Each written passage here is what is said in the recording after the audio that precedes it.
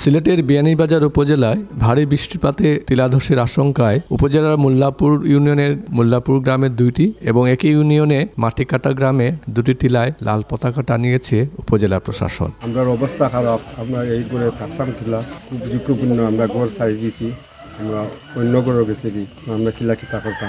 ঝুঁকিপূর্ণ টিলার পাদদেশে বসবাসকারী পরিবারের সদস্যদেরকে জরুরি ভিত্তিতে নিরাপদ স্থানে সরিয়ে নেওয়া হয়েছে। আমাদের বিয়ানীবাজার উপজেলার মোল্লাপুর ইউনিয়নের আমাদের 4টি টিলা আমাদের ঝুঁকিপূর্ণ। এই ঝুঁকিপূর্ণ টিলাগুলো পরিদর্শনে আজকে আমাদের বিয়ানীবাজার উপজেলা নির্বাহী কর্মকর্তা মহোদয় এবং দুর্যোগ ব্যবস্থাপনা মন্ত্রণালয়ের প্রতিনিধি আছেন। আমরা এসব বিয়ানীবাজার থানা পুলিশ আমরা এই 4টা স্পটই ভিজিট করি। 4টা স্পটে ইতিমধ্যে লাল পতাকা চিহ্নিত করা হয়েছে এবং এখানে যারা এফেক্টেড অধিবাসী আছেন তাদের সতর্ক করা সহ যাতে আমাদের কোনো প্রাণহানি বা এই ধরনের দুর্ঘটনা না ঘটে এবং এই সমস্ত বিষয়ে পূর্ব থেকে যাতে প্রস্তুতিমূলক ব্যবস্থা গ্রহণ করা হয় এই বিষয়ে সচেতনতার জন্য আসলে আমরা আজকে সারাদিন এটা পরিচালনা করেছি। তো আমরা চাই যে এই কোনো প্রাকৃতিক দুর্যোগ বা এই ধরনের ঘটনায় যাতে কোনো প্রাণহানি না ঘটে।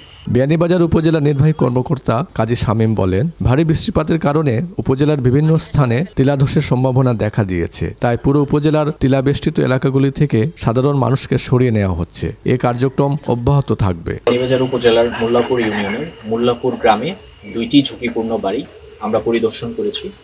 বিয়ানীবাজার থানা পুলিশ এবং অফিসার ইনচার্জ বিয়ানীবাজার সহ, এবং আমরা ঝুঁকিপূর্ণ পরিবারগুলোর সাথে কথা বলেছি, তাদেরকে সতর্কতামূলক বার্তা পৌঁছে দিয়েছি তারা যেন নিরাপদে থাকে, বৃষ্টির সময় যেন ঝুঁকিপূর্ণ ঢালুর বাসায় অবস্থান না করে এবং নিরাপদ আশ্রয়ে থাকে। এবং ঝুঁকিপূর্ণ জায়গাগুলোতে আমরা লাল পতাকা স্থাপন করেছি এবং এখানে মোল্লাপুর ইউনিয়নের মাটিকাটা এই গ্রামে 2টি ঝুঁকিপূর্ণ জায়গা রয়েছে। কিছু টিলা থেকে মাটি ধসে পড়েছে। আমি বৃষ্টির আগে এখানে এসেছিলাম, আমি আগে ওনাদেরকে সতর্ক করেছিলাম যে আপনাদের এই টিলাটি ঝুঁকিপূর্ণ, আপনারা সাবধানে থাকবেন।